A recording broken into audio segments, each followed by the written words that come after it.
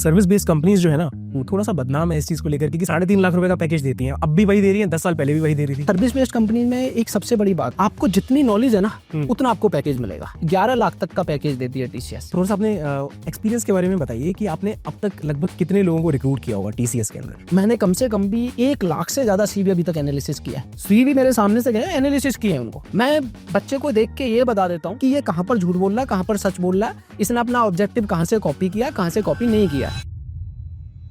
तो आजकल एक चीज और बच्चे वो दिक्कत क्या हो रही है, वो 1 महीने एक टेक्नोलॉजी पे काम करेगा, दूसरे महीने स्विच कर लेगा, फिर तीसरे पे करेगा। कभी किसी बच्चे ने ऐसे मतलब इंटरव्यू में घुमाने की कोशिश करी आपको कि कुछ नहीं आता हो? मैं खुद पर्सनल एक्सपीरियंस बता रहा हूँ, जब मैं बच्चों के इंटरव्यू लेता हूँ कि भाई ये बता पाइथन कहाँ यूज करेंगे, हम जावा कहाँ यूज करेंगे। उन बच्चों को ये तक नहीं पता। बीटेक से अच्छा पागल कोई नहीं बना सकता, घुमाना ये चाहते हैं। हाँ, बहुत सारे बच्चे होते हैं कि जी मैंने तब किया था, भूल गया।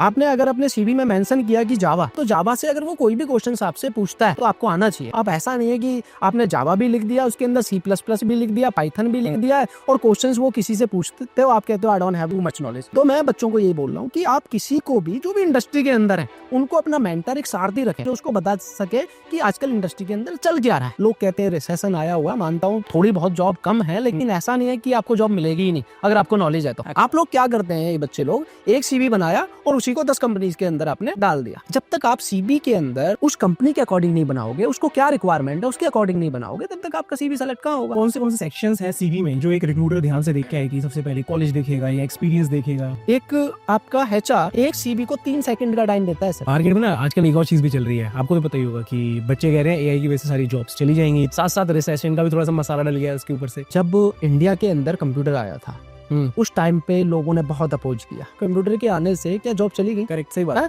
तो जॉब बढ़ेंगी, एआई के आने से कोई जॉब कम नहीं होने वाली है। जॉब उनकी जाएंगी जो अपने आप को अपग्रेड नहीं करेंगे। TCS, इन्फोसिस, एक्सेंचर, क्या इन सारी कंपनीज में 3.5 LPA का ही पैकेज मिलता है या फिर यहाँ पर और अच्छे अच्छे पैकेजेस हैं जिनके बारे में हमें नहीं पता है? एक एम्प्लॉय अगर एक सर्विस बेस्ड कंपनी ज्वाइन करता है तो 5 साल में कितने पैसे कमा सकता है? अच्छा, ये सारी कंपनीज ऑफर देने के बाद ज्वाइनिंग डेट क्यों डिले करती हैं?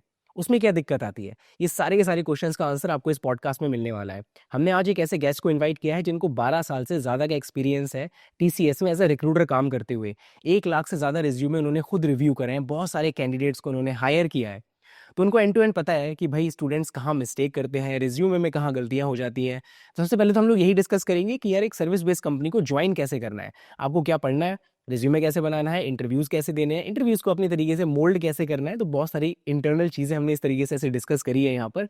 उसके बाद फिर हम लोग डिस्कस करेंगे कंपनी ज्वाइन करने के बाद आप खुद की ग्रोथ कैसे कर सकते हैं, आप हायर स्टडीज़ कैसे कर सकते हैं, प्रमोशंस कैसे ले सकते हैं, कितना प्रमोशन मिलता है, कितनी हाइक मिलती है, और अगर आपको मैनेजरियल लाइन में जाना है तो how can you make your trajectory towards a managerial line. उसके बाद हमने ये भी डिस्कस किया है जो बहुत सारे स्टूडेंट्स के क्वेश्चंस होते हैं ना कि यार ऑफर लेटर क्यों डिले हो रहा है, हमारी ज्वाइनिंग डेट कब आएगी, कितने लोग रिक्रूट होने वाले हैं, कितने फ्रेशर्स रिक्रूट होने वाले हैं 1 साल में। तो बहुत सारी चीज़ें हमने डिस्कस करी है पॉडकास्ट में, और ऐसी और पॉडकास्ट अगर आप लोग चाहते हैं कि आती रहे ना यार, पॉडकास्ट को लाइक ज़रूर कर दिया करो और एक छोटा सा प्यारा सा कमेंट भी छोड़ दिया करो। अगर चैनल पे नए हैं तो चैनल को लाइक कर लो।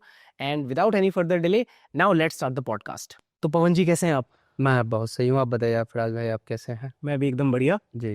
तो पॉडकास्ट को स्टार्ट करने से पहले ना हमारी ऑडियंस के लिए एक छोटा सा इंट्रोडक्शन दे दीजिए। देखिए फराज भाई, अगर मैं अपनी बात करूं तो मैं तो उस जनरेशन का हूं जब लोगों को कॉपी पेस्ट भी नहीं करना आता था। आजकल तो बच्चों को बहुत सारी चीज़ें आती हैं क्योंकि बच्चा को मोबाइल मिल जाता है, लैपटॉप स्टार्टिंग में मिल जाता है, तो कॉपी पेस्ट तो बहुत छोटी सी चीज़ है। और आजकल तो मैंने बीटेक किया था कंप्यूटर साइंस में ग्रेटर नोएडा से। उसके बाद मैंने as a software developer TCS को ज्वाइन किया। मैंने जावा में काम किया, सोआ में काम किया, एंड्रॉयड iOS। फिर डेवलपमेंट से थक गए, फिर मैंने सोचा क्योंकि मेरा पहले से ही ना इंटरेस्ट था लोगों से इंटरेक्ट करने में, तो उसके बाद फिर हम लोगों ने MBA कर लिया और MBA के बाद फिर से मैंने TCS को ही ज्वाइन किया। और ज्वाइन करने के बाद एज ए ऑडिटर काम किया, प्रोजेक्ट मैनेजर काम किया, रिक्रूटमेंट में काम किया। तो ये मेरी जर्नी रही है, करीब 12 साल से काम ही कर रहे हैं। Okay, great. जी जी। तो एक ना मेरे मन में सवाल है और हो सकता है बहुत सारे स्टूडेंट्स के मन में भी ये सवाल हो कि सर्विस बेस्ड कंपनीज जो है ना थोड़ा सा बदनाम है इस चीज़ को लेकर कि 3.5 लाख रुपए का पैकेज देती हैं। अब भी वही दे रही है, 10 साल पहले भी वही दे रही थी। तो इसका जस्टिफिकेशन बताइए। फराज भाई, मेरे को लगता है कि लोगों तक ना इन्फॉर्मेशन नहीं पहुंच पाती है। ये लैक ऑफ इन्फॉर्मेशन की वजह से है कि जब हम लोगों ने ज्वाइन किया था तब तो मैं मान सकता हूँ 3.5 लाख का पैकेज था। आजकल जितनी भी सर्विस बेस्ड कंपनी है, चाहे आप टीसीएस को उड़ा लो, 11 लाख तक का पैकेज देती है टीसीएस। शायद बच्चों को नहीं पता होगा, 11 लाख तक का टीसीएस पैकेज दे रही है। और सर्विस बेस्ड कंपनी में एक सबसे बड़ी बात ये है, एक सबसे अच्छी बात अगर मैं बात करूं, आपको जितनी नॉलेज है ना उतना आपको पैकेज मिलेगा। अच्छा। अगर आपको कोडिंग भी नहीं भी आती है ना, तब भी सर्विस बेस्ड कंपनी आपको एज ए एप्टीट्यूड, आपको एप्टीट्यूड की नॉलेज है तब भी आपको पैकेज देगी। अगर आपको थोड़ा सा एप्टीट्यूड भी आता है और साथ के साथ आपको कोडिंग की भी नॉलेज है तो 6-7 लाख का पैकेज आपको मिल जाता है। अच्छा। जिसको अगर मैं पर्टिकुलर टीसीएस को अगर उठा के बात करूं तो इसकी 3 प्रोफाइल है, जैसे निंजा, डिजिटल और प्राइम। पैकेज प्राइम का 11 लाख तक पैकेज दे रही है। अगर आप बीटेक कर रहे हैं तो 9 लाख तक का पैकेज है। हाँ। और लेकिन उसमें थोड़ा आपको कोडिंग की नॉलेज होनी चाहिए। अब आपको आता कुछ नहीं है और आप सोच रहे हैं कि आपको 9 लाख का पैकेज मिल जाए, तो ये तो पॉसिबल नहीं है ना। तो ये एक तरीके से मैं कह सकता हूँ कि पहले एक मिथ थी कि हाँ सिर्फ सर्विस बेस्ड कंपनी 3-3.5 लाख का ही पैकेज देती हैं, उससे ज़्यादा नहीं देती हैं। 3-3.5 लाख को तो पैकेज हम आजकल उनको दे रहे हैं जिनको कोडिंग नहीं आती है। अच्छा। सर्विस बेस्ड कंपनी उनको दे रही है जिनको सिर्फ एप्टीट्यूड बच्चे को आता है, तो उनको 3.5 लाख का पैकेज दे रही है। और नॉर्मल आज अगर एवरेज की भी बात करूं, मैं सारी कंपनीज को डालूं तो 6-7 लाख का पैकेज एवरेज आजकल सारे बच्चों को मिल रहा है, अगर आपको छोटी सी भी कोडिंग की नॉलेज है।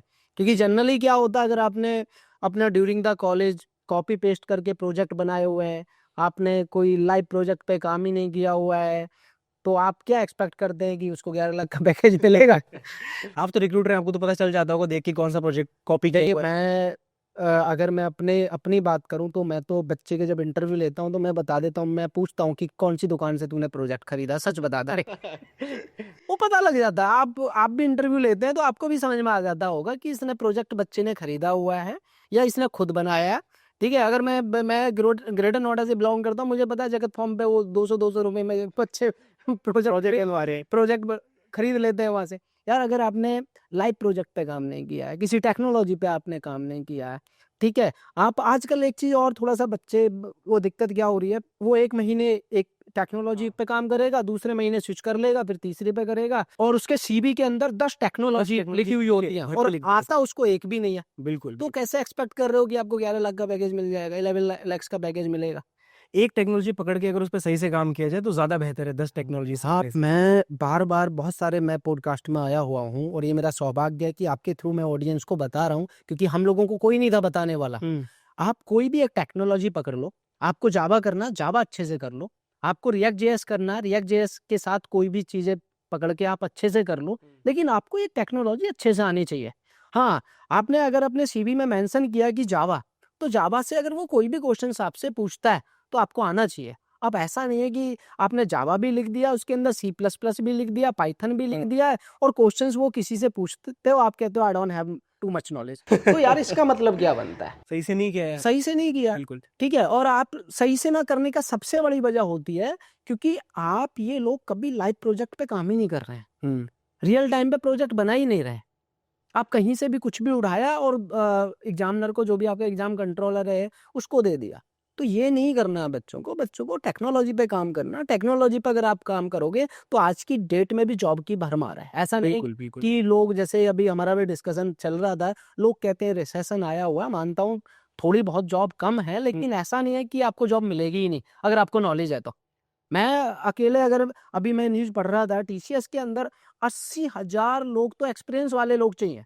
अच्छा, 80,000 रिक्वायरमेंट है इतनी? हाँ, ये तो जो आपका आरएमजी ग्रुप का जो हेड है टीसीएस का, उनका बयान था, टाइम्स ऑफ इंडिया में छपा हुआ है। मैं अपनी पास से बात ही नहीं कर रहा हूँ। इसका क्या रीजन है कि उनको इनफ गुड एक्सपीरियंस वाले लोग नहीं मिल पा रहे हैं? यार है क्या, सपोज कर लो आपको 2 साल आपने काम किया, लेकिन वो डीपली काम नहीं किया।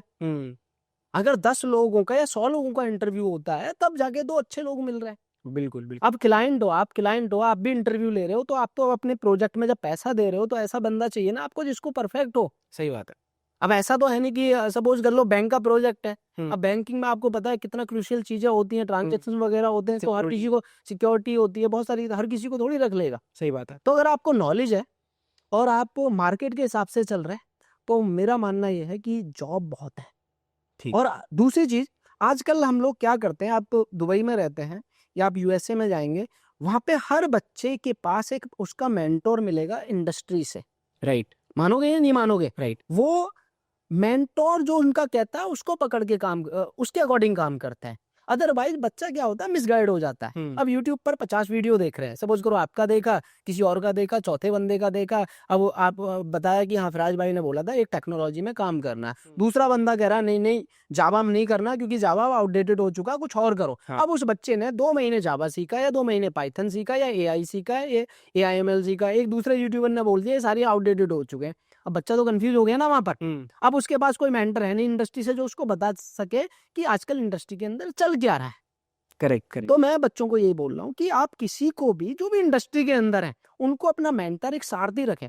महाभारत में अर्जुन कभी युद्ध नहीं जीत पाते अगर उनके पास श्री कृष्ण जी नहीं होते, या जीत पाते कभी? नहीं। कि वो अच्छे सारथी थे, उन्होंने उनको गाइड किया है कि भाई तेरे को ये करना है। कि एक अच्छे गाइड की आज की डेट में बहुत ज्यादा आपको जरूरत है ताकि आप जो मिस गाइड आप हो रहे हैं उससे बच सकें। तो ये मेरे कुछ पॉइंट्स हैं जो बच्चों को मैं सजेस्ट करता रहता हूँ टाइम टू टाइम आप लोगों के थ्रू। थोड़ा सा अपने एक्सपीरियंस के बारे में बताइए कि आपने अब तक लगभग कितने लोगों को रिक्रूट किया होगा TCS के अंदर? मैं अगर बात करूँ ना सर्विस, जब मैं TCS की अगर बात कर लेता हूँ तो रिक्रूटमेंट ना मैंने कम से कम भी 1 लाख से ज्यादा CV अभी तक एनालिसिस किया है। 1 लाख 1 लाख से ज्यादा मैं बोल रहा हूँ। CV आपके सामने से गई है? CV मेरे सामने से गए, एनालिसिस किए हैं उनको। अच्छा 1 लाख से ज्यादा 10-12 साल से 12 साल मैं देखो ना TCS मैंने ज्वाइन किया था 2012 के अंदर और मोर देन 11 ईयर से ज्यादा का एक्सपीरियंस रहा मेरा TCS का। तो 1 लाख से ज्यादा मैंने CV को एनालिसिस किया। एनालिसिस करके 10,000 से ज्यादा लोगों को आज तक रिक्रूट किया होगा, 10,000 से ज्यादा।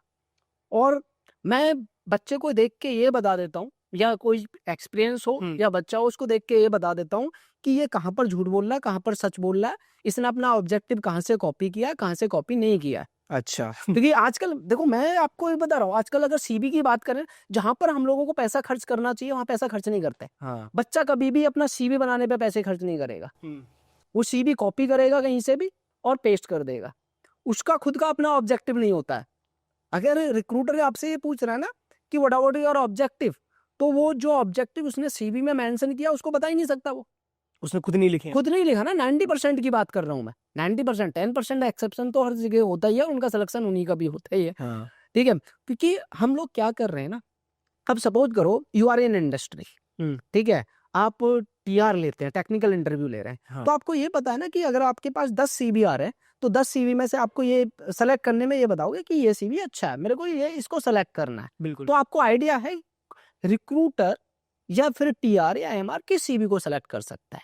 तो उसका CV आपका कंपनी वाइज बना होना चाहिए। आप लोग क्या करते हैं, ये बच्चे लोग एक CV बनाया और उसी को 10 कंपनीज के अंदर आपने डाल दिया। जब तक आप CV के अंदर उस कंपनी के अकॉर्डिंग नहीं बनाओगे, उसको क्या रिक्वायरमेंट है उसके अकॉर्डिंग नहीं बनाओगे, तब तक आपका CV सेलेक्ट कहाँ होगा। और आप कंप्लेंट करते हैं, आपके भी मैंने कमेंट देखे यूट्यूब पर, कहते हैं जी हमें तो CV सेलेक्ट नहीं होता, हमारे पास तो कॉल ही नहीं आ रहा। जब आपका CV आप उतनी मेहनत भी नहीं कर सकते हो या किसी के साथ नहीं बैठ के उस CV को हेल्प नहीं ले सकते हो, तो आप कैसे एक्सपेक्ट करते हैं कि आपकी कंपनी CV सेलेक्ट कर लेगी। तो मतलब आप कह रहे हैं कि जो CV है वो कंपनी स्पेसिफिक होना चाहिए, राइट? कंपनी स्पेसिफिक होना। अच्छा, और कौन से सेक्शंस हैं CV में जो एक रिक्रूटर ध्यान से देखता है कि सबसे पहले कॉलेज देखेगा या एक्सपीरियंस देखेगा? आई होप आप लोगों को पॉडकास्ट में मजा आ रहा होगा। अब आगे बढ़ने से पहले I want to tell you about a certification program in generative AI by Odin school and certified by E&ICT academy IIT Guwahati. ये प्रोग्राम उन लोगों के लिए है जो अपने आप को अपस्किल करना चाहते हैं to stay relevant in this new world of AI, या फिर अपना करियर स्विच करना चाहते हैं। I saw the curriculum of this program and it is very beautifully made by industry experts. जो भी आजकल टूल्स एंड टेक्नोलॉजीज मार्केट में यूज हो रहे हैं, इंडस्ट्री में यूज हो रहे हैं, वो सब कुछ इस प्रोग्राम में कवर्ड है। Classes are going to be live, जो क्लास आप मिस कर देंगे उसकी आपको रिकॉर्डिंग मिल जाएंगी। And during this program you are going to cover 20+ projects like medical chatbot, text to SQL query, automated script writers for video content, personalized learning assistant and many more. You can download the detailed curriculum. मैं link description में provide कर दूंगा, वहां पर जाओ और अपने आप से पूरा करिकुलम डाउनलोड करके आप लोग देख लो। अब यार ये सब तो ठीक है, बट अपार्ट फ्रॉम दैट क्या इंटरव्यूज की तैयारी भी कराई जाएगी? क्या जॉब असिस्टेंस भी मिलेगा? So yes, and this is the best thing about the programme. You will be attending sessions on workspace behavioural skills, आपको resume building and LinkedIn profile building भी कराई जाएगी so that you maximise your chance of getting placed. Mock interviews will also be conducted to make you prepare. Industry professionals के साथ interactive sessions भी होंगे जिसमें case studies वगैरह discuss करी जाएंगी and you can also ask any questions that you have. You will also get Odean schools placement support which has already got a lot of people placed. You get a certificate by prestigious E&ICT Academy, IIT Guwahati. Apart from all this, you also get a chance to visit IIT Guwahati campus to expand your professional network. Can anyone join this program? The answer is no. There is an eligibility criteria. आप लोगों के पास एक bachelors degree होनी चाहिए with at least 50%। आप लोग website पे जाके देखेंगे, वहां पर आपको एक स्कॉलरशिप का ऑप्शन भी मिल जाएगा एंड आपको एक EMI का ऑप्शन भी मिल जाएगा। You can also book a consulting call जिसमें आपको और भी डिटेल्स मिल जाएंगी about the program. So now I will provide the link to all these things in the description. You can go and check it out by yourself. Curriculum download करके देखो, call book कर लो, and if you're interested, you can enroll in this program. Now let's continue with the podcast. देखिए, मैं अगर बंदे का experience की बात करूं, आप सपोज करो आपको 2 साल का एक्सपीरियंस है, सबसे पहले देखेगा कि मेरी रिक्वायरमेंट क्या है, कंपनी की रिक्वायरमेंट क्या ठीक है। आपके सीवी में क्या लिखा हुआ है वो बात की चीज है। सबसे पहले सपोज करो मेरे को आपका शोआ का बंदा चाहिए, ठीक है। या WSO2 का बंदा चाहिए, या फाइल मेकर चाहिए, हम्म। तो मैं उसके सीवी में सबसे पहले फर्स्टली ये चेक करेंगे कि इसको सोआ आता है, सोआ कहीं इसका मेंशन है, हाँ इसका सोआ मेंशन है। उसके बाद हम सीवी में ये देखते हैं कि इसका अगर फ्रेशर है तो इसका परसेंटेज क्राइटेरिया कितना। बहुत सारे बच्चे क्या गलती करते हैं, वो परसेंटेज ही नहीं लिखते हैं अपना। हाँ, नहीं लिखते, कम होता है तो नहीं लिखते। कम होता तो नहीं लिखते ना। अब अगर सपोज कर लो आपका कम भी है, ठीक है, परसेंटेज आपका, ये तो आपको पता ही होगा ना कि कंपनी की डिमांड कितना, 60% है या उससे कम है या उससे ज्यादा। अब सपोज करो डिमांड 60% है और आपका 61 भी है, आपने मेंशन नहीं किया, और मेरे को सिर्फ उन लोगों को कॉल करना है इंटरव्यू के लिए जिनका परसेंटेज मेंशन्ड है और 60 से ज्यादा है। अब मेरे पास 1000 CV आ गया, तो मेरे को फिल्टर तो करना है ना। अगर 100 लोगों को बुलाना है तो मैं कॉल करके ये तो नहीं पूछूंगा तेरा परसेंटेज कितना, बिल्कुल बिल्कुल। नहीं पूछने वाला। 1000 लोग बैठे हुए हैं। 1000 लोग बैठे हुए हैं लाइन के अंदर, और आज की डेट में इतना बच्चा बीटेक कर रहा है, इतना, वो तो आपको आइडिया ही होगा, मुझे बताने की जरूरत नहीं है। तो आपके सीवी में, और सबसे बड़ी गलती हम लोग क्या करते हैं, सबसे पहले हम अपना 10-12 का परसेंटेज से स्टार्ट करते हैं सीवी, एकेडमिक लिखते हैं सबसे पहले। ये ऑर्डर नहीं होना चाहिए सीवी का। सबसे पहले आपको, अगर आपका सीवी है, आपने कहीं पर अगर फ्रेशर है, आप इंटर्नशिप वगैरह किया हुआ है, या कुछ आपका एक्सपीरियंस है, आपको सबसे पहले वो मेंशन करना है। ठीक है, ठीक है। उसके बाद आपने इंटर्नशिप आपने मेंशन कर दिया, आपने कौन कौन सी टेक्नोलॉजी पे काम किया है, कौन सा आपका प्रोजेक्ट पे काम किया, आपको प्रोजेक्ट मेंशन करना है। ठीक है, ठीक है। उसके बाद आपका जो एकेडमिक वाला पार्ट आ जाता है वो आपको नीचे डालना है, ठीक है। क्योंकि फर्स्टली इंप्रेशन आपका प्रोजेक्ट से बढ़ता है, आपकी इंटर्नशिप से बढ़ता है। जो आपका, हाँ, अगर आपका बहुत अच्छा कॉलेज से आपने बीटेक किया हुआ, IIT से किया हुआ है, उसका एक अलग इंप्रेशन है, तो आप ऊपर डाल सकते हो इसको। अदरवाइज आपने, आपका C ग्रेड का कॉलेज है, B ग्रेड का कॉलेज है, तो firstly we will check out कि आपने कौन से प्रोजेक्ट पे काम किया है, ठीक है, कौन सी टेक्नोलॉजी पे काम किया है, क्या आपका एक्सपीरियंस रहा है, कहाँ से आपने इंटर्नशिप किया है, कोई आपके पास स्पेसिफिक सर्टिफिकेशन है। इन चीजों पे थोड़ा सा CV का ऑर्डर होना चाहिए। उसके बाद आप एकेडमिक डालिए अपना। इंटर्नशिप का आपने बताया या फिर एक्सपीरियंस बताया, वो टॉप पे आना चाहिए। बहुत सारे रिक्रूटर्स ये बोलते हैं। इनफैक्ट मैंने गूगल के रिक्रूटर से बात करी थी, उन्होंने भी कहा था कि सबसे पहले हम देखेंगे कि कौन सी कंपनी में काम करके आया है। लेकिन फ्रेशर्स के साथ प्रॉब्लम ये है कि वो कहीं काम करके नहीं आया है, इंटर्नशिप मिलना फुल टाइम से और ज़्यादा मुश्किल होता है। तो वो लोग, कोई अल्टरनेटिव है कि कुछ और मेंशन कर दें, हैकाथॉन में पार्टिसिपेट किया हो या फिर कि मैं राज भाई, इंटर्नशिप मैं तो मानता नहीं हूँ कि बहुत बड़ा मुश्किल है। आप किसी स्टार्टअप में इंटर्नशिप कर लो, अनपेड कर लो। जरूरी थोड़ी है पेड ही करोगे, पैसा ही चाहिए आपको कॉलेज टाइम पे। पैसा तो तब कमा लेना जब आप कंपनी के अंदर आ जाओगे। सही बात है भाई, आपको फर्स्टली आपको अपने स्किल्स को एनहांस करना, अपने आप को पॉलिश करना। अब अगर पॉलिश करना तो जरूरी नहीं है कि आप कॉलेज में जिसमें जा रहे हैं, कॉलेज आपको पेमेंट दे रहा है या नहीं दे रहा, नहीं दे रहा, ले रहा है तो उल्टा ले रहा ना। तो वैसे ही आप 1-2 महीने की इंटर्नशिप आपको करनी है, अनपेड कर लो। ठीक है। बहुत सारे स्टार्टअप पैसे दे के इंटर्नशिप कराते हैं, आप वहां दे दो 2-4-5 हजार, कोचिंग ना करके आप उनको पैसे दे के वहां से इंटर्नशिप कर लो। लेकिन आपके CV में ये मेंशन होना चाहिए कि आपने इंटर्नशिप किया है और ये प्रोजेक्ट का आपका नाम था और ये इस स्किल के अंदर किया। आपका अगर जावा में इंटरेस्ट है तो हाँ, मैंने जावा में किया हुआ। इंटरव्यूअर कुछ तो पूछे आपसे, कुछ तो उसको लगना चाहिए कि आपने कुछ किया है। ठीक है, ठीक है। तो आप कह रहे हो आपके हिसाब से मेन सेक्शन वो है जो आपका वर्क एक्सपीरियंस फॉर होता है। Fresher, yes. उसके मैं बाद फ्रेशर की नहीं, मैं एक्सपीरियंस वाले की भी बात कर रहा हूँ। हाँ, क्योंकि अगर फ्रेशर वाला भी बंदा है, आपने एक्सपीरियंस अपना मेंशन नहीं किया या उसको आपने नीचे मेंशन किया हुआ है, क्योंकि फर्स्टली आप जब पेपर उठाते हैं ना तो आपके सबसे ऊपर टॉप पे नजर जाती है, बिल्कुल। उसके बाद नीचे देखते हैं। नीचे भी मैं बता रहा हूँ, एक रिक्रूटर, एक आपका HR एक सीबी को 3 सेकंड का टाइम देता है सर, एवरेज अच्छा, 3 सेकंड में वो ये सेलेक्ट या रिजेक्ट। सेलेक्ट या रिजेक्ट देख के एक नजर उसकी यहाँ जाती है, एक नीचे जाती है बस, और नीचे भी वो नजर तब डालता है जब उसको ऊपर सब कुछ सही लगेगा। ठीक। आप अपने आप को रख के देखिएगा, सपोज कर लो कि आप रिक्रूटर है, आपके पास 1000 सीबी है। आजकल तो क्या है, आजकल तो सब मशीन से हो जाता है, फिल्टरिंग मशीन से हो जाती है, लेकिन अब मेरे पास 100 सीबी आए, 100 में से मेरे को 10 को कॉल करना है। हाँ। मशीन तो कॉल नहीं करने वाली ना। हाँ। तो मेरे को मशीन ने फिल्टर करके, सॉफ्टवेयर ने फिल्टर करके दे दिया कि भाई ये 10 सीबी आपके लिए या 100 सीबी है, 100 सीबी है, ये आपके लिए अच्छे हैं। ठीक है। अब उनमें से मुझे 10 लोगों को इंटरव्यू के लिए बुलाना है, तो मेरे पास उतना टाइम है, या टाइम भी हो गया तो मैं अपनी आंखें क्यों खराब करूंगा आपका 10 मिनट देख के? आपका सीबी नहीं देखने वाला ना कोई, बिल्कुल बिल्कुल। ठीक है। आप टाइम ही नहीं है। टाइम ही नहीं है ना। आप एक चीज देखिएगा, मैं एक छोटा सा आपको एग्जांपल देता हूँ। आपकी शादी होने वाली है, आपके पास 10 फोटो आए, ठीक है। आप ज्यादा टाइम उस पर दोगे जो आपको फर्स्ट टाइम में समझ में आ जाएगी लड़की कि हाँ ये अच्छी है, हाँ। उसी पे तो टाइम देने वाले हो, बाकी तो सब उठा के एक एक सेकंड देखोगे और रख दोगे साइड में, यही होने वाला है ना। तो वैसे ही सीबी के अंदर होता है। आपके पास 100 सीबी आए, आपने देखा हाँ ठीक है ये काम के मेरे को 50 सीबी मिले या 10 सीबी मिले, उनको फिर एक बारी बंदा टाइम दे के देखता है, दोबारा से रिपीट करता है, क्रॉस वेरीफाई करता है। ऐसा तो नहीं है मेरी नजर खराब हो गई हो, मैंने इसको सेलेक्ट कर लिया। ठीक है। ठीक है, तो आपने मेरे को टॉप के 3 सेक्शन तो बता दिए सीवी के। ठीक है, ये तो हो गया मैनुअली, जब कोई देख रहा है तो देखेगा एक्सपीरियंस क्या है, प्रोजेक्ट क्या है, उसके बाद फिर स्किल्स वगैरह या कॉलेज देख लेगा। मशीन क्या देखती है, लाइक एटीएस? मैं मशीन की भी, अगर मशीन की बात करूँ ना, मशीन वो देखेगी जो हम उसको बता रहे होंगे। अच्छा। मशीन अपने आप से तो कुछ नहीं देखेगी ना। ठीक है। भाई आपने रोबोट बनाया है, रोबोट तो वो काम कर रहा है जो डेवलपर ने या कोडर ने जो उसके अंदर चीजें डाली हैं, राइट राइट। वही तो काम करेगा। जो आप तो बता दो ना आपकी क्या डालते हो उसके अंदर। उसके अंदर देखो क्या होता है, कीवर्ड्स होता है। हाँ। सपोज कर लो बंदे को चाहिए जावा का, हाँ। जावा का बंदा चाहिए, तो वो सबसे पहले डालेगा मेरे को जावा का बंदा चाहिए। ठीक है। दूसरा उसने कहा जी मेरे को नोएडा लोकेशन का बंदा चाहिए। अच्छा, लोकेशन मैटर करती है। मैटर करेगी, अब डेवलपर है, अब मेरे को तो ऑफिस में बंदे को बुलाना है ना। अब गोवा का बंदा है या बेंगलुरु का बंदा है, अब मैं प्रायोरिटी पहले तो नोएडा के बंदे को दे रहा हूँ ना, हाँ। कि लोकेशन मैटर कर रही है। राइट। भाई आजकल अब बेंगलोर वाले बंदे को सपोज करो, बेंगलोर वाला हमारे पास सीबी भी आ जाता है, हम उसको कॉल कर रहे हैं, वो कह रहा है जी मैं तो नहीं माइग्रेट कर रहा, तो टाइम तो हमारा खराब हो रहा है ना कॉल। हाँ। तो सीधे सीधे मतलब ये है कि जो जॉब ओपनिंग पे लिखा हुआ है लोकेशन, लिखा हुआ है उसके अकॉर्डिंग, समझ रहे हो। ठीक है। ठीक है। तो लोग कई बारी क्या करते हैं, अपना लोकेशन नहीं डालते हैं उसके अंदर, तो उसको मशीन क्या करती है, आउट ऑफ बॉक्स कर देती है। अच्छा, फिर बोलते हैं कि अच्छा रिज्यूमे था। अच्छा रिज्यूमे से सेलेक्ट नहीं हुआ। हाँ।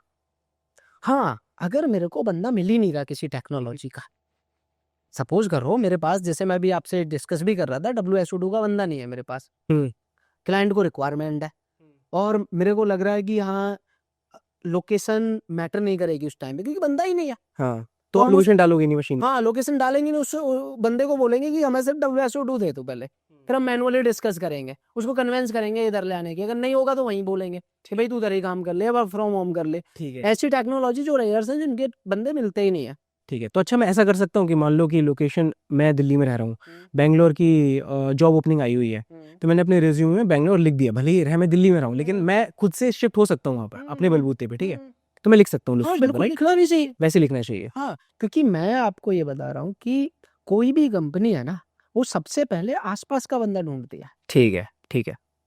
क्योंकि आसपास का उसको बंदा मिलेगा तो वो ऑफिस आराम से आ सकता है, बिल्कुल। वो पैकेज की भी कम डिमांड करेगा, रिलोकेशन भी नहीं मांग। रिलोकेशन भी नहीं मांगेगा। अब दिक्कत क्या, आप बेंगलोर से हो, आपका पैकेज है, तो आप सोचोगे अगर मैं वहाँ दिल्ली के अंदर जा रहा हूँ तो मुझे बहुत सारे मेरे एक्सपेंसेस होंगे, तो उस हिसाब से पैकेज भी डिमांड करेगा बंदा। सही बात, सही बात। तो लोकेशन पर बहुत सारी चीजें मैटर करती है। ठीक है, तो आपने 2 चीजें बताई, एक तो कीवर्ड्स जिस टेक्नोलॉजी का बंदा चाहिए वो डाल दोगे मशीन में, ठीक है, फिर लोकेशन, और कुछ? और उसके फिर डिपेंड करता है, कंपनी टू कंपनी वेरी करता है। फिर कुछ कंपनी कहती है जी हमें तो ऐसा बंदा चाहिए जिसने MNC में ही काम किया हो, अच्छा। ठीक है। या फिर कुछ कंपनी स्पेसिफिक होती है कि हमें ऐसा बंदा चाहिए कितना इसका परसेंटेज भी होना चाहिए। ओके। कुछ कंपनी होती है ये कहती है इसका ईयर गैप नहीं होना चाहिए। अच्छा।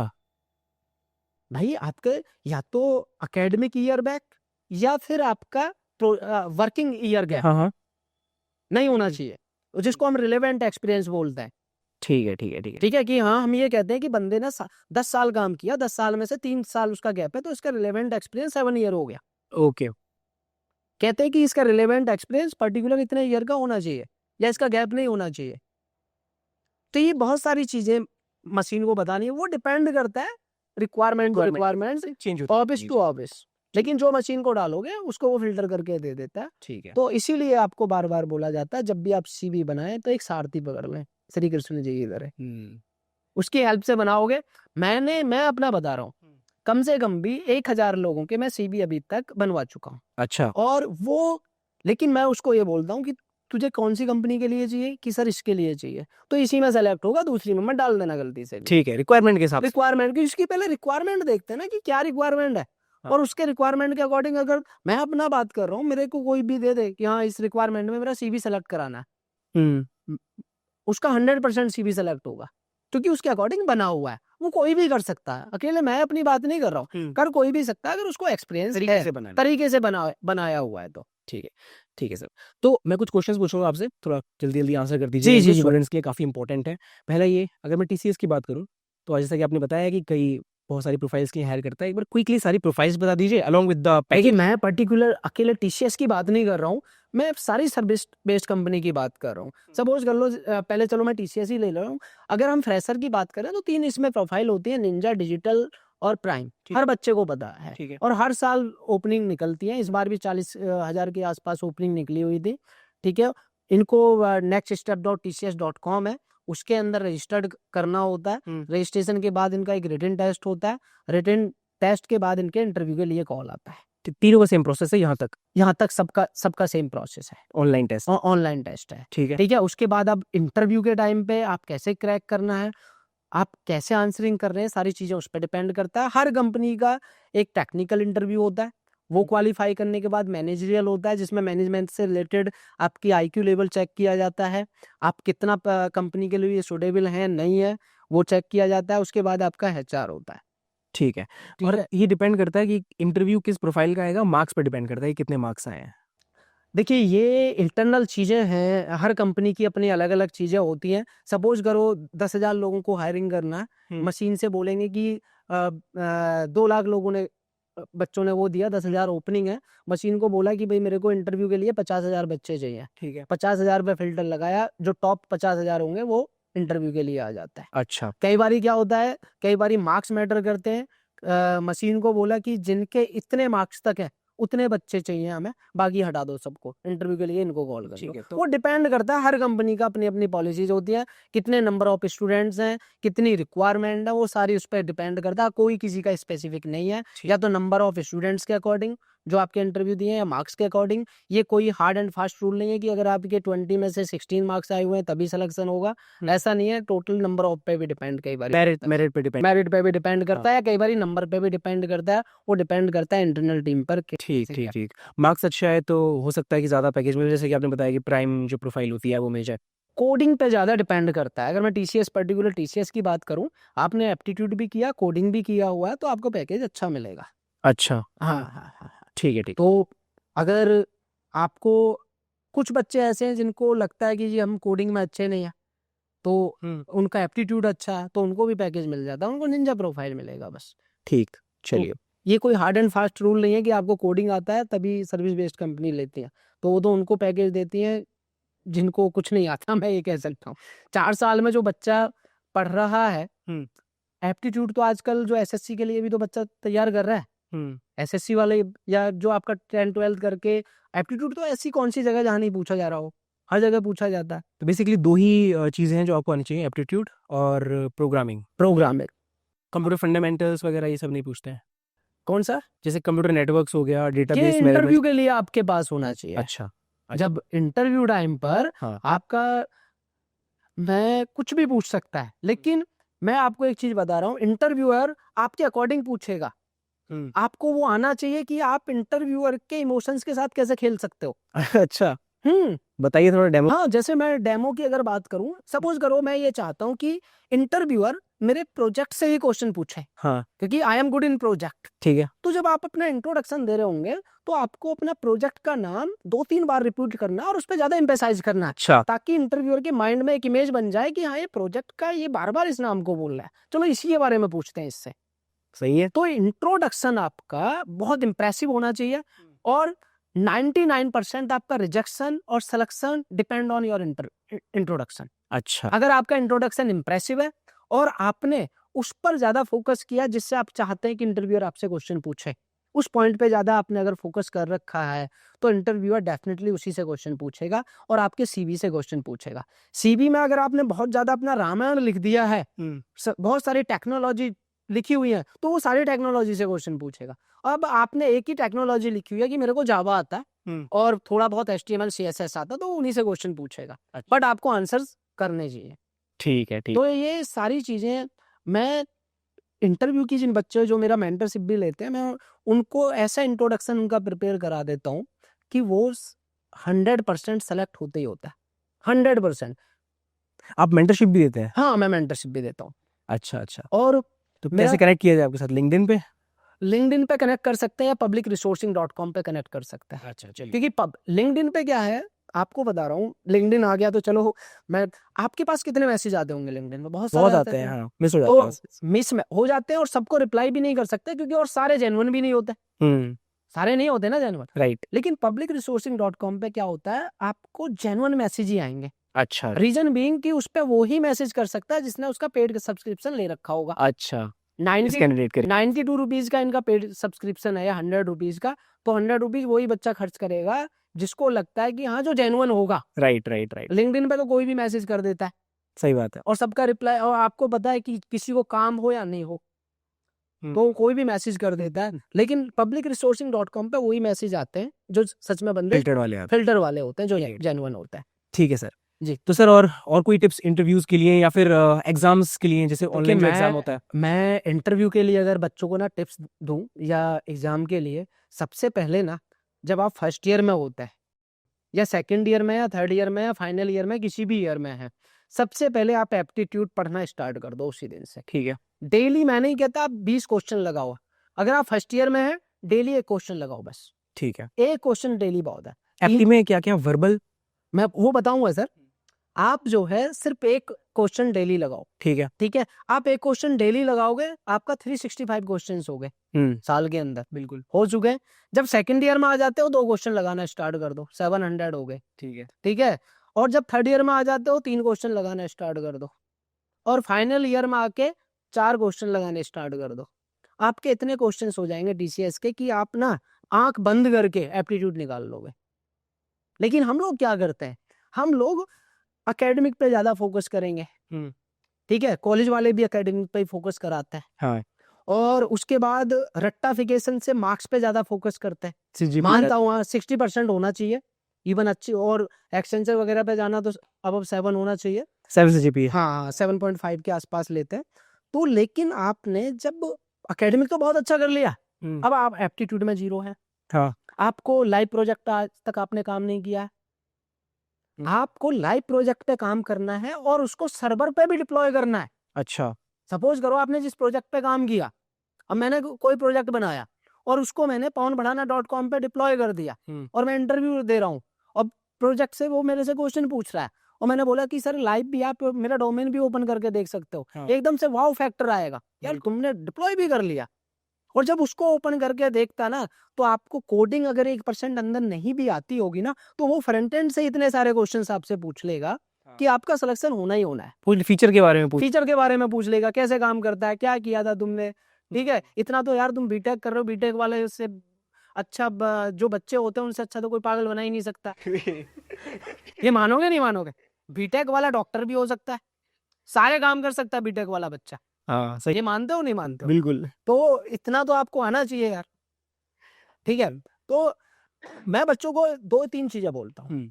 एक तो ये बोलता हूँ कि आप लाइव प्रोजेक्ट पे अपने काम करें, ठीक है। लाइव प्रोजेक्ट पे अगर आपने काम नहीं किया तो आपके चांसेस बहुत कम है, ओके। ठीक है? इंटरव्यू में फेल हो जाओ। इंटरव्यू में मैं ये नहीं कह रहा फेल हो जाओगे, लेकिन मैं ये कह रहा हूँ चांसेस कम होते हैं, क्योंकि आजकल हमारे जैसे लोगों की पॉडकास्ट देख देख के लोग लाइव प्रोजेक्ट पे काम करना स्टार्ट कर दिया है। अच्छा, कंपटीशन बढ़ गया अब। कंपटीशन बढ़ेगा ही भाई। सपोज करो 10 लोग हैं, 10 में से दोनों लाइव प्रोजेक्ट पे काम किया, 2 ही लोग चाहिए उनको, तो वो ले लेंगे। तो वही लेंगे ना। हम्म। तुम्हें थ्योरी क्या आती है इसका, इसका को आज की डेट में मैटर थोड़ी है, मायने है क्या, बताओ मुझे। नहीं नहीं, भाई जब तक कंपनी ने आपको कोई कोड दे दिया, आप इसको सॉल्व करके दिखाओ, लाइव पे आपने काम किया नहीं है, आपको ये पता ओवरलोडिंग क्या होती है जावा में, लेकिन ये नहीं पता यूज कहाँ है इसका। सही बात है। मतलब कंपटीशन बेसिकली बिल्कुल। बढ़ता रहता है टाइम के हाँ। साथ साथ भी। आपको ये पता ऑब्जेक्ट क्या है, क्लास क्या है, लेकिन इनका जब यूज ही नहीं किया आपने, तो क्या करोगे आप। तो लाइव प्रोजेक्ट पे आपका काम होना चाहिए। दूसरा, आपका इंटर्नशिप पे आपको बहुत फोकस करना। अगर इंटर्नशिप नहीं मिलती है कहीं आपको, अनपेड कर लो। अनपेड भी नहीं मिल रही है, बहुत सारे स्टार्टअप ऐसे हैं जो आपसे 2-4-5 हजार रुपए लेते हैं, वो आपसे लाइव प्रोजेक्ट पे काम कराते हैं वहां पर। ओके। तो उनके लाइव प्रोजेक्ट पे काम करो, ठीक। क्योंकि वहां से देखो फायदा क्या है। सपोज करो मैं हूँ, हम्म। अब मेरे को बुक पढ़ रहा हूँ मैं, ठीक है। अब मेरे को जब बुक पढ़ रहा हूँ, मैंने बुक अभी अपनी मर्जी से पढ़ रहा हूँ, कंफर्टेबल होकर पढ़ रहा हूँ, और मेरे को किसी ने बोला कि ये तेरे को 10 दिन में कंप्लीट करके बुक पढ़ने के बाद समरी बतानी है 10 दिन के अंदर अंदर। हाँ। प्रेशर आ गया ना, डेडलाइन मिल गई ना, तो फिर मैं उसके अकॉर्डिंग करूंगा, प्लानिंग करके। जब लाइव प्रोजेक्ट पे आप काम करते हैं, क्लाइंट की डेडलाइन होती है वहां पर, राइट। तो क्लाइंट के अकॉर्डिंग आपको डेडलाइन में करना पड़ता है।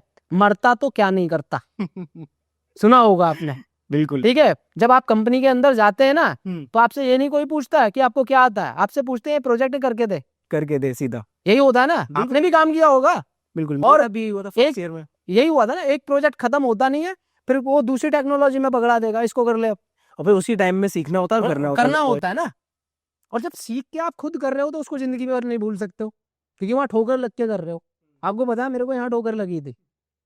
तो इन चीजों पे जो बच्चा फोकस कर रहा है ना, उसके लिए जॉब की कोई कमी नहीं है। ठीक है, तीसरा चीज नहीं बताया आपने, 2 चीजें बताई है। एक तो आपने बताया ये इंटर्नशिप का, एक आपने बताया है कि क्या बताया था यार, भूल गया मैं। मैंने सबसे बोला लाइव प्रोजेक्ट, हाँ इंटर्नशिप, हाँ, इन दोनों पे बहुत ज्यादा फोकस करना है। जो भी लाइव प्रोजेक्ट होगा उसको इनको डिप्लॉय करना है बच्चों ठीक है। को। हाँ क्योंकि अगर उसको डिप्लॉय करेंगे तो उसका एक इनका प्लस पॉइंट इनका होता ही होता है। ठीक है। हाँ, और बताइए।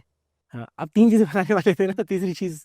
अच्छा, मैं 3 चीजें बताने वाला था। हाँ। हाँ, तीसरा जो सबसे इम्पोर्टेंट है, जो तीसरा मैंने पॉइंट आप लोगों को डिस्क्लोज नहीं किया, तीसरा सबसे ज्यादा इम्पोर्टेंट है आपका सीवी।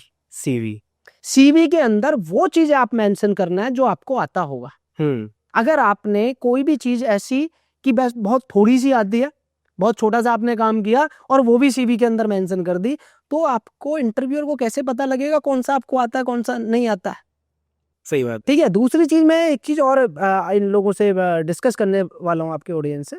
अगर आपको ये लगता है कि जी मेरे को तो 4 चीजें आती है, मुझे चारों मेंशन करनी है, तो फिर आप उसको पॉइंट वाइज मेंशन करो कि मेरे को जावा 5 में से 4 मार्क्स में अपने जावा के लिए देता हूँ। आपने देखा होगा डॉटेड करके दिखा हाँ देते हाँ, हैं, डॉटेड करके दिखाते हैं, इंटरमीडिएट लिख देते या हैं, beginner लिख इंटरमीडिएट, देते या हैं। हाँ हाँ, बिल्कुल बिल्कुल, ताकि कि उसको इंटरव्यूअर को ये पता लगे कि हाँ इसको ये 100% आता है, ये नहीं। अब लोग क्या करते हैं, एक ही लाइन में Java, comma, SQL, comma CSS, JavaScript, comma Python, comma IML, और ये वो सारा लिख दिया। हाँ अब इंटरव्यूअर को क्या पता लग रहा है।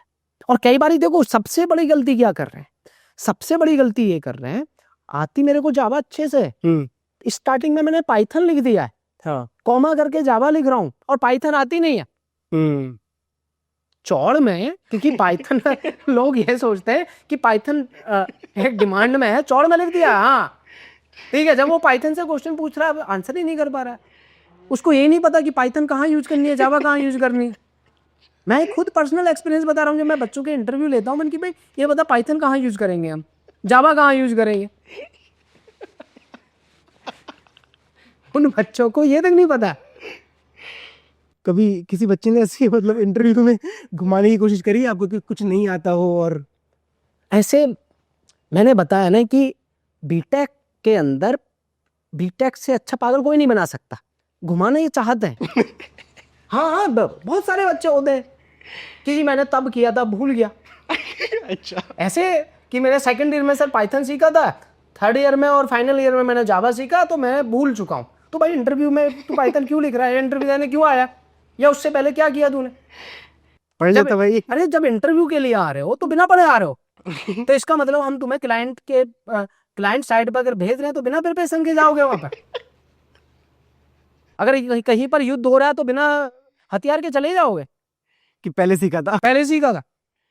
तो ये कुछ बच्चे होते हैं कि जो इस टाइप की चीजें करते हैं, लेकिन फिर भी इन जो ऑडियंस देख रहे हैं मैं उनको यही चीजें बता रहा हूँ कि वो सारी चीजों पे फोकस करें। और जिन्होंने इन चीजों पे फोकस कर लिया ना, जो मैंने अभी बताया, लाइव प्रोजेक्ट पर फोकस कर लिया, अपने सीवी पर फोकस कर लिया, इन चीज़ों पर जिस बच्चे ने फोकस कर लिया तो वो कभी मार नहीं खा सकता। तो पवन जी, एक प्रॉब्लम ये भी आती है बहुत सारे लोगों के साथ कि उनको इंग्लिश नहीं आती अच्छे से, हालांकि टेक्निकली वो बहुत स्ट्रांग होते हैं लेकिन अपने आप को एक्सप्रेस नहीं कर पाते इंटरव्यू के सामने।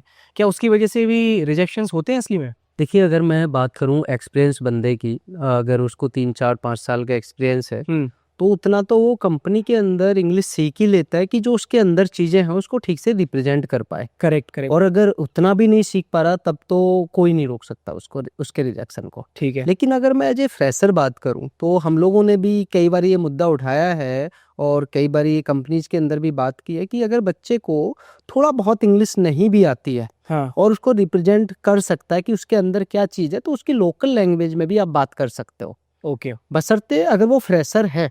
और ये होना भी चाहिए कि क्योंकि बहुत सारे इस इंग्लिश की वजह से ना बहुत सारे लोगों में क्या होता है, जो उनके अंदर स्किल्स होती है उसको रिप्रेजेंट नहीं कर पाते हैं। बिल्कुल। लेकिन अगर आप एज ए फ्रेशर हो तो हम कई बार इंटरव्यू लेते हैं तो उस टाइम पे हम उनको कई बार बोलते भी हैं कि अगर वो इंग्लिश में हर्डल्स हैं उसके सामने, नहीं बोल पा रहा, नहीं रिप्रेजेंट कर पा रहा, तो उसको कई बार बोलते हैं कि भाई आप हिंदी में या जो भी आपका लोकल लैंग्वेज में उसमें भी आप इंग्लिश मतलब उसमें भी अपने आप को रिप्रेजेंट कर सकते हो, बशर्ते। लेकिन अगर इंग्लिश नहीं आती है तो बच्चे को जब वो फर्स्ट ईयर में होता है तो उसको तभी समझ में आता है कि उसका वीकनेस क्या है। हाँ। तो उस टाइम पे ही उसको प्रैक्टिस करना स्टार्ट कर देना चाहिए कि इंग्लिश में, ताकि उसके अंदर जो चीज़ें हैं उसको कम से कम रिप्रेजेंट कर पाए। उतना तो वो फ्लुएंट नहीं बात कर रहा, ठीक है, कोई मैटर नहीं है, वो जो कंपनी में आएगा, क्लाइंट से बात करेगा, उसको कल्चर मिलेगा तो वो बात करना इंग्लिश में स्टार्ट कर देगा। लेकिन कम से कम फर्स्ट ईयर से ही उसको ये तो पता होना चाहिए कि फर्स्ट ईयर से कि मेरे को इंटरव्यू देखा, आजकल तो यूट्यूब इतना रिसोर्स है, हाँ। इंटरव्यू वो चेक करेगा कि इंटरव्यूअर क्या क्या क्वेश्चंस पूछता है, तो उतने तो वो प्रिपेयर कर सकता है। कुछ चीज़ें हैं जो उसको तुरंत माइंड में आया, उसको फिर वो ट्रांसलेट करेगा, ट्रांसलेट करने के बाद इंग्लिश में कन्वर्ट करेगा, उसमें थोड़ा सा टाइम ले सकता है, तो उन चीज़ों को वो हिंदी में रिप्रेजेंट कर सकता है या जो उसकी लोकल लैंग्वेज है उसमें रिप्रेजेंट कर सकता है।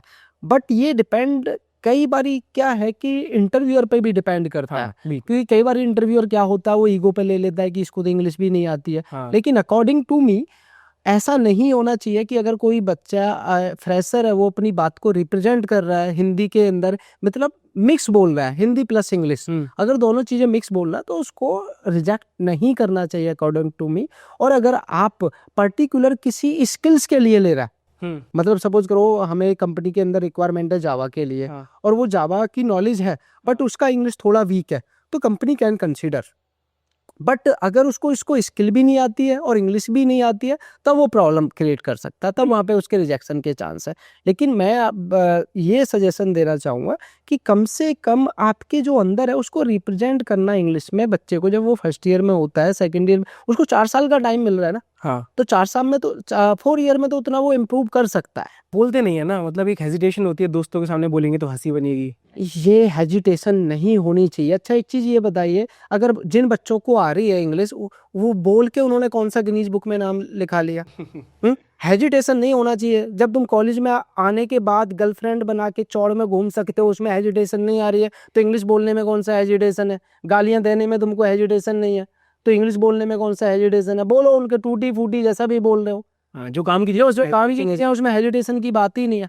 ठीक है, मैंने ये आप बिल्कुल आपने सही कहा है कि बहुत सारे बच्चों से जैसे मैं मिलता हूँ, बहुत सारे फ्रेशर से, कहते जी हम किसी के सामने बोलते हैं तो वो मजाक बनाते हैं। हाँ। अब जब फ्रेंड है ही क्यों, मजाक बनाने के लिए तो है ही। बहुत सारी चीज़ों पर जब उनसे आप मजाक करते हो तब आपका हेजिटेशन क्यों नहीं है, तब आपको बुरा क्यों नहीं लगता है?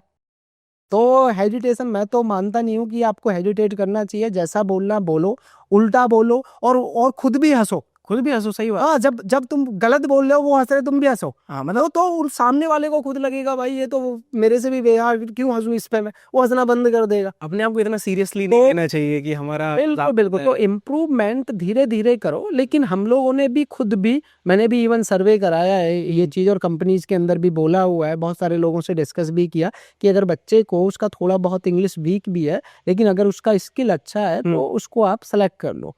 लेकिन हाँ, आपको 4-5 साल का एक्सपीरियंस हो चुका है, उसके बाद भी अगर आप अपनी बात को रिप्रेजेंट नहीं कर पा रहे हैं ठीक से, सब दिक्कत है। तब दिक्कत है, क्योंकि आपने ऑलरेडी आप उस कल्चर में आ चुके हैं। इंग्लिश आना चाहिए, ठीक है, लेकिन आना क्यों चाहिए? क्योंकि मजबूरी है। मजबूरी है बात करनी ये देखो, हाँ, क्लाइंट से बात करनी पड़ती है, मजबूरी है, लेकिन ऐसा कोई थोप नहीं रहे। लेकिन मैं बाकी कंट्रीज की बात करता हूँ, जापान वगैरह में नहीं आती इंग्लिश, लेकिन फिर भी बहुत आगे हैं वो। हाँ ठीक है, लेकिन हमारा तो ये कल्चर बना दिया, तो मजबूरन अडॉप्ट करना पड़ रहा है। लेकिन अकॉर्डिंग टू मी ऐसा नहीं है कि अगर आपको इंग्लिश आती है तो बहुत ज़्यादा नॉलेज है। लेकिन ये इंडिया में माना जाता है कि अगर आपको इंग्लिश अच्छी आ रही है तो आपको नॉलेज भी बहुत हाँ अच्छी होगी, जबकि ऐसा कोई मेजरमेंट नहीं है, कोई स्टैंडर्ड नहीं है इस चीज़ का। राइट। जी। मार्केट में ना आजकल एक और चीज़ भी चल रही है, आपको तो पता ही होगा कि बच्चे कह रहे हैं एआई की वजह से सारी जॉब्स चली जाएंगी, तो इंजीनियरिंग करनी ही क्यों है, पढ़ना ही क्यों है, कोडिंग क्यों करनी है, क्योंकि कोडिंग तो एआई कर दे रहा है। साथ साथ रिसेशन का भी थोड़ा सा मसाला डल गया है उसके ऊपर से। तो आप बताइए थोड़ा जॉब सिनेरियो कैसा है, क्योंकि देखो मैं मानता हूँ मेन जो जॉब सिनेरियो है ना वो सर्विस बेस्ड कंपनी डिसाइड करती है कि कैसी हायरिंग चल रही है, क्योंकि they are the major recruiters. अच्छा फराज जी, मैं आपसे एक क्वेश्चन पूछूं।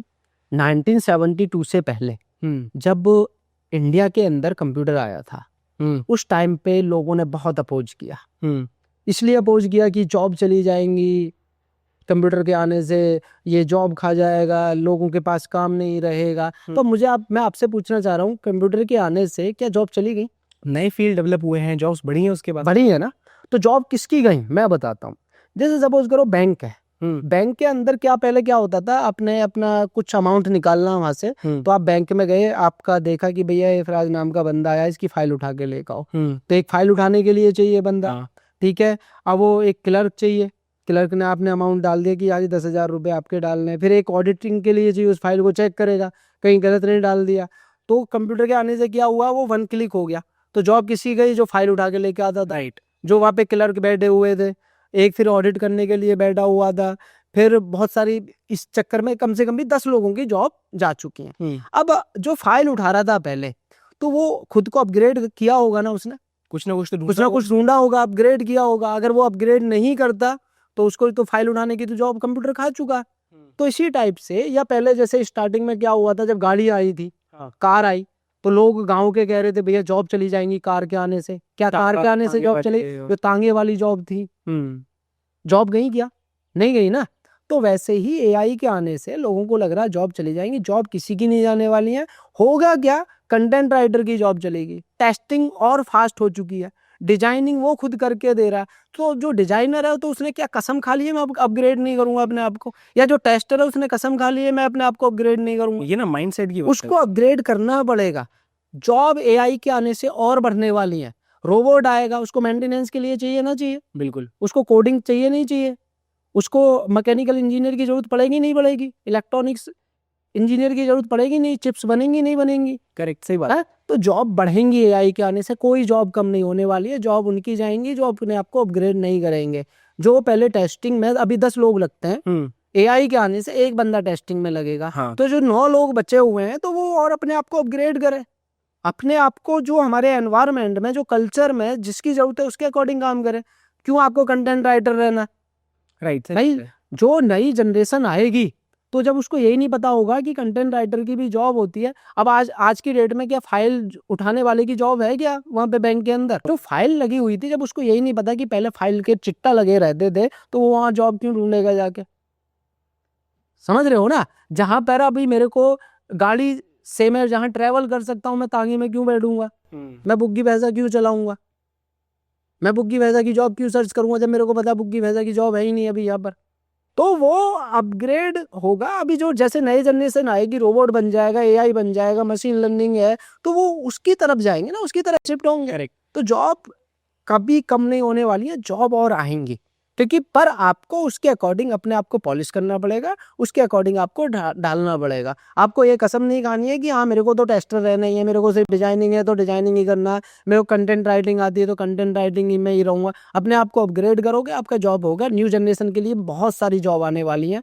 जैसे अभी आप लोग कंप्यूटर की तरफ जा रहे हो, वैसे ही एआई की तरफ हमारी न्यू जनरेशन जनरेट हो। एंड कहीं ना कहीं थोड़ा सा जैसे मैं बोल रहा था, ये माइंडसेट की भी बात है। कई बार आपके पास भी ऐसे स्टूडेंट आते होंगे जो बोलते होंगे भाई मैं तो मर्न स्टैक डेवलपर हूँ, ठीक है। अब वो मर्न स्टैक डेवलपर बन गया तो उसे स्टैंप लग गया कि मैं हमेशा मर्न स्टैक डेवलपर रहने वाला हूँ।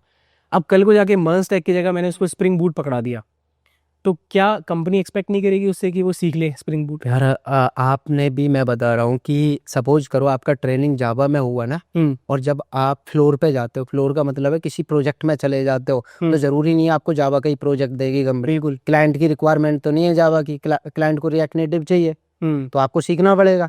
अगर नहीं सीखोगे तो आउट ऑफ बॉक्स हो, चले जाओ। करेक्ट। तो यहाँ पर क्या है, लर्निंग आपको हमेशा करना पड़ेगा।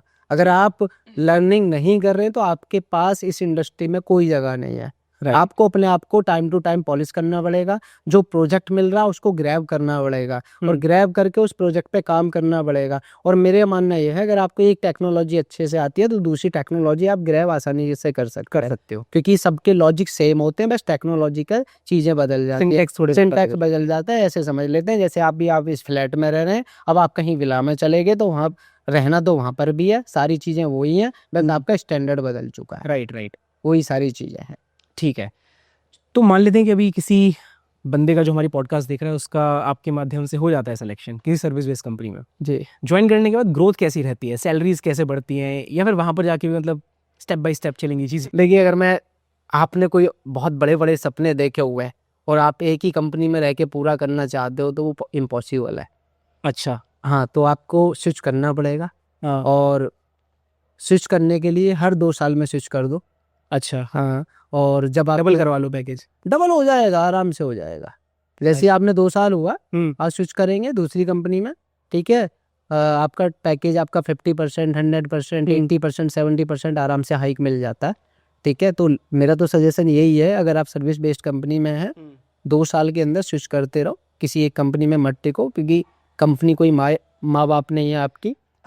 ठीक है, उतना प्यार करो जितने की जरूरत है, क्योंकि मैं खुद ठीक है, समझ रहा हूँ। हाँ, तो अगर आप ये सोचते हो किसी एक ही कंपनी में रह के आपके बहुत बड़े ड्रीम है उनको पूरा कर लोगे, फुलफिल कर लोगे, नहीं हो, इम्पॉसिबल है। कहीं ना कहीं कंपनी नहीं चाहती ना कि आप स्विच करो, 90 दिन का नोटिस पीरियड होता है सर्विस बेस्ड कंपनी का मोस्टली। हाँ, मोस्टली नहीं, सभी का 90 डेज है। तो फिर ये तो ये वही बात हो गई ना कि 90 दिन में कोई दूसरी कंपनी एक्सेप्ट नहीं करेगी तो मैंने दूसरी कंपनीज होती है ना, क्योंकि आजकल देखिए मैं बता रहा हूँ, सपोज कर लो कोई कंपनी में सर्विस बेस्ड में ही कंपनी के अंदर कोई प्रोजेक्ट आता है, तो उसकी पहले से ही फोरकास्टिंग होती है, प्रेडिक्शन होता है कि मेरे को जावा का बंदा चाहिएगा, 6 महीने बाद चाहिएगा। ठीक है। तो आजकल कंपनी क्या कर रही है, उनको भी पता है कि सामने वाले का 90 दिन का नोटिस पीरियड होता है। हाँ। सारी कंपनीज को पता है, तो वो 6 महीने पहले से ही प्लानिंग कर लेती हैं हायरिंग की। अच्छा। हाँ, जनरली जो होता है 90% की बात कर रहा हूँ, 10% तो एक्सेप्शन हर जगह होता है। तो ऐसा नहीं है कि 90 डेज का नोटिस पीरियड है तो आपको जॉब ही नहीं मिलेगी, और जॉब स्विच करना लोगों ने बंद कर दिया, डेली स्विच चल रहे। तो ऐसा अपने आप को बाउंड करके मत रखो कि मैंने 90 डेज का नोटिस पीरियड है तो मेरे को जॉब नहीं मिलने वाली। बहुत सारी कंपनी है जिनको प्रेडिक्शन करके रखते हैं कि मेरे को 6 महीने बाद या 5 महीने बाद या 4 महीने बाद सुआ का बंदा चाहिए, WSO2 का, साइड कोर का चाहिए, किसी भी टेक्नोलॉजी का बंदा चाहिए, तो 4-5 महीने पहले ही से ही उनका प्रेडिक्शन होता है। ठीक है, तो उनको भी पता होता है, क्योंकि सारी का सर्विस बेस्ड कंपनी का 90 डेज का नोटिस पीरियड है, तो इतना जल्दी उनको मिलेगा भी नहीं। ऐसा कोई कंपनी नहीं करती है कि जब गर्दन पे तलवार है तभी बंदा ढूंढ रहे हैं, वो पहले से ही ढूंढना स्टार्ट कर दे रहे हैं। अच्छा, इसमें आपने बताया कि चलो ग्रोथ अगर अच्छी वाली लेनी है तो आप स्विच कर लो, डबल करवा लो पैकेज, लेकिन इंटरनली कितने % हाइक मिलती है? 10%, 12% साल की? यार आपने 12% तो ज्यादा बोल दिया। अगर मैं सिर्फ बैंड की बात करता हूँ, जिन लोगों का सर्विस बेस्ड के अंदर बैंड आते हैं ABCD, ठीक है, अगर A बैंड आ रहा है तो तब मैक्सिमम आपका 10% जाता है। ठीक है, अदरवाइज वही 6, 7, 3, 2 इस टाइप से 2% साल। हाँ, और कम भी हो जाता है। अगर D बैंड मिल गया किसी को, अच्छा, तो उसका पैकेज डिक्रीज भी हो जाता है। ठीक है, क्योंकि भाई कई लाख लोग हैं कंपनी के अंदर, समझ रहे हो। तो अभी जैसे मैं पर्टिकुलर TCS की बात करूं, 6 लाख से ज्यादा लोग हैं भाई। आर्मी को छोड़ दो और रेलवे को छोड़ दो, सबसे ज्यादा घरों को पाल रही है TCS अकेली। वैसे विप्रो उठा लो, इन्फी उठा लो, सब में काफी लोग हैं। तो अगर आप ये सोच रहे हो कि हम यहाँ से घर भी लेके 2 साल में घर भी खरीद रहे हैं, तो वो पॉसिबल नहीं है। ठीक है, तो यहाँ तो मेरा सिर्फ ये है कि आप आओ, आने के बाद जॉब करो, और जब तुम्हें 1-1.5 साल हो जाता है उसके बाद जॉब सर्च करना स्टार्ट कर दो। 2 साल आते आते तुम्हें जॉब कहीं ना कहीं मिल जाएगा, 2-2.5 साल के अंदर। ठीक है, अगर आपके अंदर स्किल है। ठीक है। और अगर आपको सिर्फ आराम से काम करना है गवर्नमेंट की तरह, तो सर्विस बेस्ड में पड़े रहो, कोई दिक्कत नहीं है फिर तो। अच्छा, नोटिस पीरियड के बारे में बताइए, सॉरी बेंच पीरियड के बारे में। बेंच पीरियड होता है, बड़ा सुना है कि आराम वाला पीरियड होता है, कुछ काम नहीं करना होता, सैलरी आती है। वो डिपेंड करता है सर। देखिए बेंच पीरियड कुछ लोगों को अच्छा भी नहीं लगता, वो कहते हैं जी हमें तो सीखने के लिए। स्किल सीखने को तो मिलेगा हाँ। नहीं। बेंच पे आप क्या हो, आप आराम से बैठे हुए हो, कोई आपका ग्रोथ नहीं हो रहा है। हाँ, अगर आप गवर्नमेंट की तैयारी कर रहे हो या स्विच करना चाहते हो, आप साथ साथ के साथ पढ़ना चाहते हो, तो बेंच पे आराम से एंजॉय करो, ठीक है। तो बेंच पीरियड में क्या है, आपका स्किल एनहांस नहीं होगा, हाँ, ठीक है, आपको सीखने को कुछ नहीं मिलेगा। तो इसलिए मेरा तो मानना यह है कि बेंच पे कम ही रहो, लेकिन आप रह सकते हो। बेंच का मतलब ही सर्विस बेस्ड कंपनी को बेंच वालों से भी फायदा होता है। फायदा उनको ये होता है कि कोई नया प्रोजेक्ट आता है तो उसको दिखाते हैं ना, बफर में इतने लोग पड़े हुए हैं हमारे पास। अच्छा अच्छा। अगर बफर में नहीं होंगे लोग तो प्रोजेक्ट कौन देगा? नहीं, सही बात है। करना क्या चाहिए बेंच पीरियड? मान लो किसी की मर्जी नहीं थी बेंच पे आने की, उसको डाल दिया गया, तो वो कैसे उस टाइम को यूटिलाइज करे? उस टाइम को प्रोजेक्ट लेना डेली। Self- हाँ, डेली इंटरव्यू होते रहते हैं प्रोजेक्ट के अंदर। जितने भी कंपनीज हैं, चाहे विप्रो, इन्फी, अच्छा। हाँ, कॉग्निजेंट या कोई भी कंपनी है, उसमें बहुत सारे अकाउंट होते हैं, वहाँ प्रोजेक्ट में इंटरव्यू चलते रहते हैं। अच्छा वहाँ इंटरव्यू दे जाके, ठीक है। और कहीं ना कहीं तो अगर उसके अंदर है ना प्रोजेक्ट लेने की इच्छा, तो उसको 2 दिन में प्रोजेक्ट मिल जाएगा। अच्छा। 2 दिन से ज्यादा का टाइम नहीं मिलने वाला है। मतलब जो रहते हैं वो जानबूझ के रहते हैं। अब ये बताओ, फ्री का किसको खाना पसंद नहीं है? मैं आपको 1 लाख रुपए महीने की सैलरी देता रहूं बिना काम किए, मेहनत किए, तो आपको अच्छा नहीं लग रहा होगा? मेरे को तो लगेगा कि मैं मेहनत करके और 5 लाख की ले लूं। आपको आपको लगेगा, कुछ ही लोग एक्सेप्शन होते हैं ना। हाँ, सही बात है। हाँ, लेकिन ये है कि बेंच पे रह के कुछ लोग ये है कि अपना पढ़ाई करके स्विच कर लेते हैं हाँ, या गवर्नमेंट एग्जाम निकाल लेते हैं। लेकिन ये है कि बेंच पे आपको स्किल पॉलिश नहीं होगी आपकी। बिल्कुल। तो अगर आप स्किल पॉलिश करना चाहते हो अपनी, तो ये सारी चीज़ें आपको बेंच पे ना रह के क्योंकि जो प्रोजेक्ट में आप सीख सकते हो वो कहीं नहीं सीख सकते। Correct correct. तो प्रोजेक्ट में आपको काम करना चाहिए। मेरा तो मानना ये है, कंपनी ग्रो करेगी तो आप भी ग्रो करोगे। बिल्कुल। तो सर, जाते जाते एक चीज़ और बताते जाइए हमें।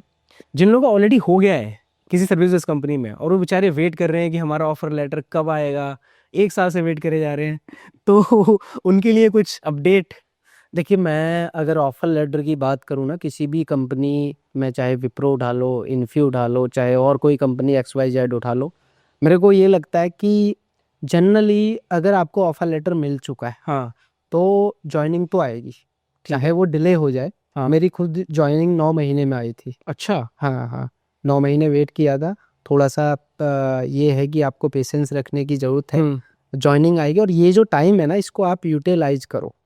जो आपका 2 महीने 4 महीने, इवन मैं अपना बताऊं तो मैंने उस टाइम पे जावा सीखा था, अच्छा। क्योंकि और जावा सीखा था मेरे पास जो 9 महीने का टाइम था, और लाइव प्रोजेक्ट पे काम किए थे। उसका मुझे फ़ायदा ये हुआ था, जब मेरा ट्रेनिंग हुआ था, तो ट्रेनिंग टाइम पे ये लोग पूछते हैं कि आपको कौन सी स्किल में ट्रेनिंग करना है। अच्छा। तो मेरे को जावा आता था, तो मैंने जावा में ट्रेनिंग किया था, और मेरे को बहुत बड़ा वहाँ फ़ायदा मिला था, एडवांटेज मिला था, क्योंकि ट्रेनिंग टाइम पे भी ये लोग फेल कर देते हैं। अच्छा। हाँ, तो निकाल देते हैं बाहर। नहीं, बाहर तो नहीं निकालेंगे, 3 टाइम देते हैं आपको, 3 टाइम्स। अगर तीनों टाइम में फेल हो तो बाहर निकाल देंगे। अच्छा। लेकिन ऐसा आज तक हुआ नहीं है कि कोई भी 3 टाइम में बेचारा अगर फेल हो रहा है, तो इसका मतलब तो वो बना ही नहीं है उसी इस इंडस्ट्री के लिए फिर ना। तो ये टाइम को यूटिलाइज करो अपना कुछ भी सीखने में, जो भी आपको स्किल्स है, क्योंकि आपकी ट्रेनिंग उसी के अकॉर्डिंग वहाँ पे हो सकती है। तो 99% आपका सबकी ज्वाइनिंग आ जाती है। 1% होता क्यों है? डिले होता क्यों है? देखिए, चीजें ना ये चल रही होती है।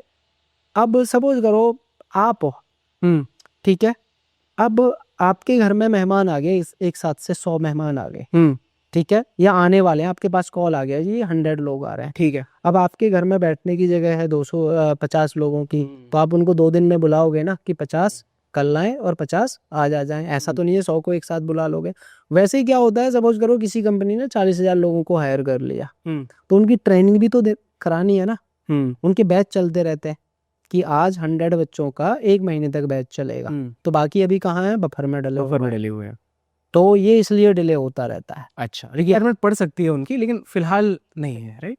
रिक्वायरमेंट तो है, ऐसा नहीं है फिलहाल नहीं है, रिक्वायरमेंट तो है, हमेशा रिक्वायरमेंट है, लेकिन उनकी ट्रेनिंग के लिए रूम बंदे नहीं है, अच्छा रूम नहीं है। ओके ओके ट्रेनिंग जो हो रही है, ट्रेनिंग के अंदर क्लासरूम की जरूरत पड़ती है, ऑडिटोरियम की जरूरत पड़ती है, रिसोर्सिंग की जरूरत पड़ती है। तो अभी एक बैच चल रहा है, उसमें 5,000 लोगों की ट्रेनिंग हो रही है, तो जब तक 5,000 की खत्म नहीं होगी, नेक्स्ट वाले 5,000 नहीं आएंगे ना। पॉइंट है, पॉइंट, बिल्कुल बिल्कुल। तो इसलिए ये बफर में डालते रहते हैं। और ट्रेनिंग 1 महीने की ट्रेनिंग है या 2 महीने की, तो 1 महीने की ट्रेनिंग है, सपोज करो एक साथ 2,000 लोगों को ट्रेनिंग दे रहे हैं, तो 40,000 लोगों को कितना टाइम लगने वाला है। सही बात है। तो वो ट्रेनिंग बफर में चलती रहती है। कोई भी कंपनी है, जितनी भी सर्विस बेस्ड है, ऐसा नहीं है कि ज्वाइनिंग नहीं है, 99% ज्वाइनिंग आती है, 1% तो मैं भी बचा के चल रहा हूँ अपने आप को। क्या सिनेरियो चल रहा है हायरिंग का भी? हायरिंग तो चल रही है, बढ़िया। हाँ।